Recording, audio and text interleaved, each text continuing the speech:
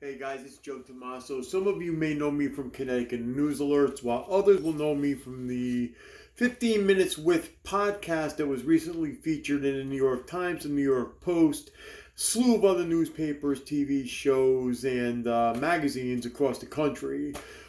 15 Minutes With goes into correctional centers and we deal with inmates from high-profile cases such as Drew Peterson, Stephen Hayes, David Berkowitz, and a bunch more. So, but this is not dealing with any of them. This is a murder-suicide from Apple Valley, Minnesota, that was grabbed a hold of by people because of the fact that David Crowley, the perpetrator of this crime, was working on a movie that was anti-government. And what you're seeing in my hands right now is a portion of a 200-plus page report from the Dakota County Sheriff's Office Electronic Crime Unit. This was sent to Detective Tommy Booth and Brian Bone from Detective Shane Klokonos of the Dakota County ECU from Hastings, Minnesota. Basically what this says is on January 17, 2015, this detective, along with detectives Thomas Jacobson and Ryan Olson from the Dakota County Electronic Crime Unit, assisted the Apple Valley Police Department with a search warrant at 1051 Ramsdale Drive in the city of Apple Valley. The search warrant was the result of multiple deceased bodies being located at the residence. The Minnesota Bureau of Criminal Apprehension was also present and processed the scene for physical evidence. Many electronic devices were taken as evidence from the residence. These items are going to be listed in this report later on. An iMac computer was located in an office-type room at the south side of the home. This computer was powered on and had several external hard drives connected to it. The power cord was removed from the rear of the computer without shutting it down. A MacBook Pro was located in the kitchen. This device was found to be powered on and active. After the Bureau of Criminal Apprehensions has completed processing it for physical evidence, the detective turned the Wi-Fi and the Bluetooth off. There was a text document on the desktop of the device. It was titled Myth, and it had the words, I have loved you all with all of my heart. Later examination of the device showed that that text document had last been saved on December the 14th, 2014 at 4:10 p.m., but wound up being auto-saved on that document wound up being auto-saved again because it was opened up on December 25th, 2014 at 1:18 p.m. When you open up an Apple Mac and you go into the document section, when you make any changes or whatever to a document, after 5 minutes of inactivity, so this way nothing gets lost, it will auto save that document, and that's what happened here. So we know that that document was again opened up on December the 25th at 1:18 in the afternoon. Actually 1:13 in the afternoon. 5 minutes later would have been 1:18, which it was saved. Okay. Testing on a different Apple MacBook found the text documents created, then saved and opened a later time. It had changes made to the document will be auto-saved after 60 seconds of activity. So we're at 1:17. Photographs of the above described were taken and added to the report. This computer was kept in its awake state and transported to the Electronic Crime Unit by Detective Olson for a forensic examination. MacBook photos. Detective Tommy Booth with the Apple Valley Police Department submitted an examination request for digital evidence gathered at 1051 Ramsdale Drive. The examination request was pursuant to the search warrant.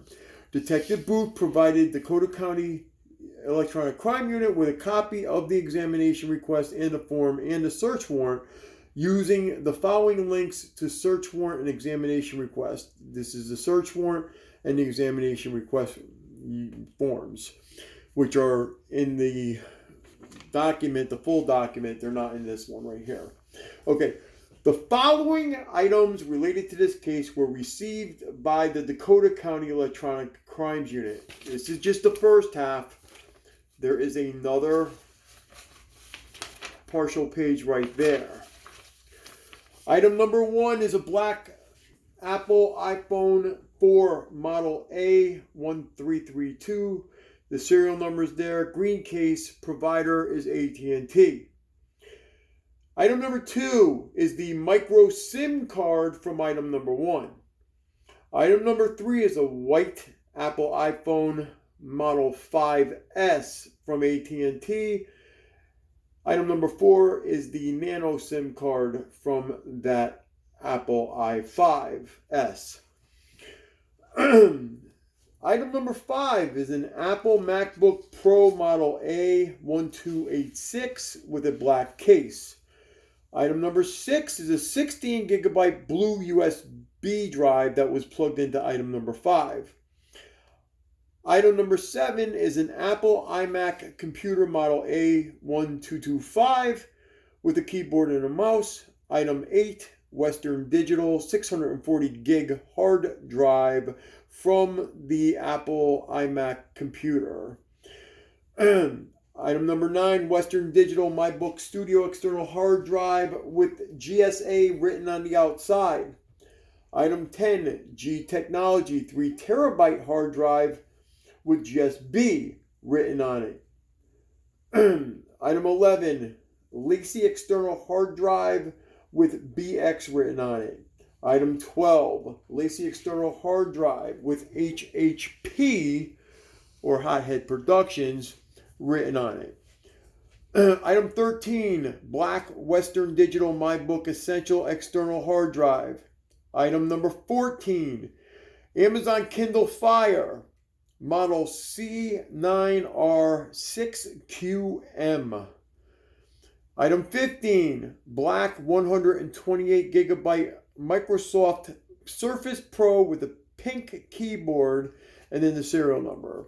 Item 16, Lacey rugged external hard drive with an orange rubber case, model RUG FWSA. Item number 17 is a password list for Gray State and Gray State The Rise which was on a yellow post-it note. Item number 18, a black Seagate 320 gigabyte portable hard drive. Item number 19, Seagate Free Agent 1 terabyte external hard drive. Item number 20 was another password list. Item 21, gray Lacey external hard drive with no visible serial number, black lettering on the case stated Iron Enema. Item number 22 was a Lexar SD card reader. Item number 23, 16 gigabyte SanDisk compact flash card mounted inside item number 22. Item number 24 were miscellaneous power cords. Item number 25, Sima Mini 50-in-1 SD card reader. Item number 26, SanDisk micro SD adapter, which was inside of item number 25. Item number 27, 64 gigabyte SanDisk Ultra Micro SD card inside of item number 26 as well. Item number 28 was a Toshiba 500 gigabyte external hard drive with the words Family Pictures written on the case. Item number 29, USB 2.0 card reader. Item number 30, a Maxtor 750 gigabyte external hard drive. Item number 31, a blue and white USB thumb drive. Item number 32, a blue Skillcraft USB thumb drive. Item 33, a Western Digital 3 terabyte green internal hard drive. Item number 34, a Western Digital 3 terabyte green internal hard drive. Item number 35 was a black Pelican 1495 with case with the words Hothead Productions and Heil written on the outside, containing 6 3 terabyte external drives. The pre-examination procedures were conducted, including documenting and photographing the items. The IMAC photos, the scene photos, and miscellaneous photos right there. Cellular phone forensic software and hardware from Celebrite was used to extract the data from item number 1, which was the iPhone 4. When conducting, the extraction precautions were taken to make sure the device was not allowed to connect to any network. Specifically, a cellular disruption device, a jammer, was powered on prior to the phone being powered on. This prevented the phone from connecting to any cellular network. Once it was powered on, the phone was placed into airplane mode. The cellular disruption device was then powered off, and then the data was extracted. The extraction was conducted on item number 1, containing item number 2, which is the nano SIM card.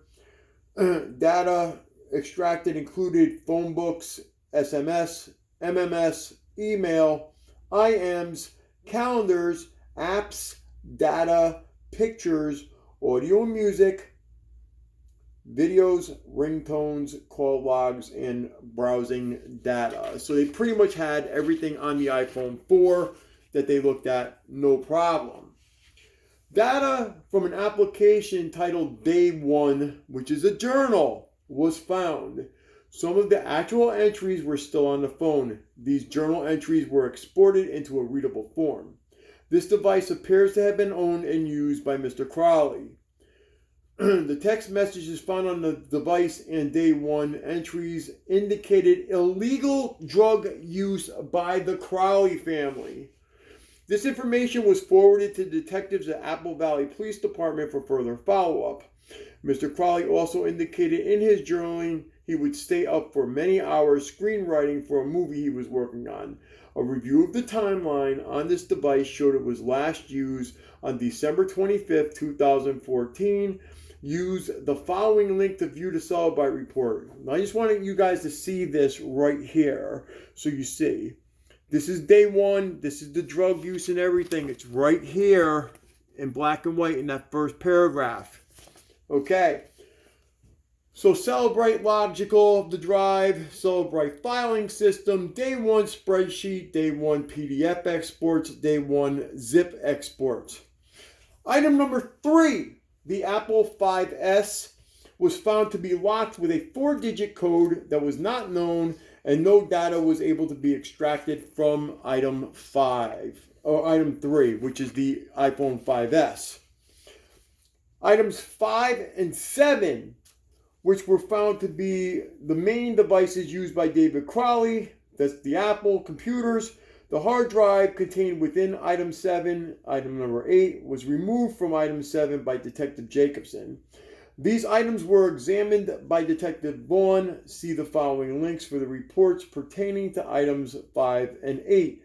There's a black-white report on both of them, which they were able to tell David's fingerprints were on there.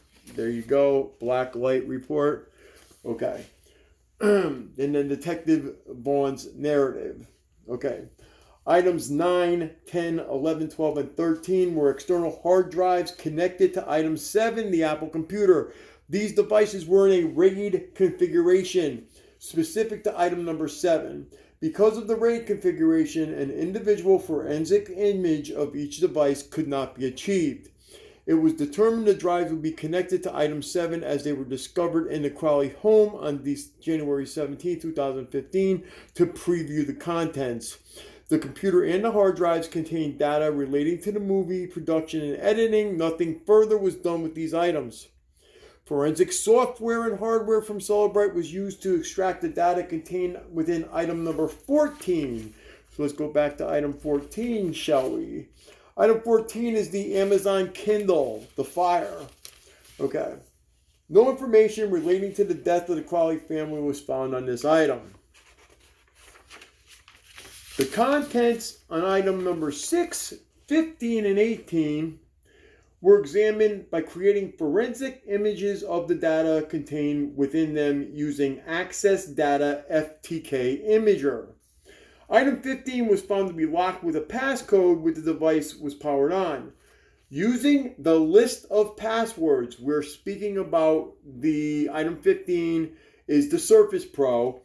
Using a list of passwords collected at the Crowley residence on January 17, 2015, the proper password was indeed found and used to unlock the device. Because the internal drive cannot be removed from the device, Access Data FTK Imager Lite was used to create a forensics image of the data contained within the device. Forensic software from Get Data's Forensic Explorer was used to examine the forensic images on items number 6, number 15, and 18. No information relating to the deaths of the Crowley family were found on any of this. FEX report. Many other devices were previewed using physical write blockers, which protect the devices from being previewed from having any data written or deleted to them. No information relating to the deaths of the Crowley family were discovered. The items that were labeled or appeared to be related to movie production were not previewed. The conclusion. After reviewing all pertinent pieces of evidence, no information was found specifically relating to the deaths of the Crowley family. Information was found that pointed toward drug use between Mr. and Mrs. Crowley, and journal entries found on Mr. Crowley's phone indicated many sleep-deprived days for Mr. David Crowley. The evidence was logged into the ECU and released and transported to Apple Valley Police Department by this detective. Okay, so this is the important part right here of 244 pages. Okay, the conclusion from the information they saw, okay, points to drug use. Let's do that too, so this way you can see it. Right here, indicates drug use by David and Kamel. Okay, right there, black and white. Okay, there's pictures, there's entries in both the day one and some other stuff. Also, what they did find as well, on a separate note, were the actual bank records for the mortgage payments. The house was indeed paid for up to date, so they weren't behind on their mortgage. Like somebody might think, they actually had paid November 1st for the December. Also, I wanted to touch on the exceptionally cleared. I asked for clarification on exceptionally cleared, even though I know what it means. I got clarification from both Apple Valley and from the FBI. Exceptionally cleared. I want you guys to look at this really good. This other yellow portion. Okay, you cannot charge anybody if they have committed suicide. David committed suicide, therefore he was unable to be charged. It does not mean that David was cleared of the charges. It means David was guilty of the charges, but he wasn't here for them to charge. My condolences to the Crowley family, the Alam family, their friends, and anybody connected with Gray State. This information was gathered so that hopefully people will see hard copy evidence, which is not being shown to anybody else, obviously. Not obtained by anybody else. I was able to obtain that from the proper authorities, as well as a lot of other stuff, which I will be putting up shortly. Thanks for watching. God bless you.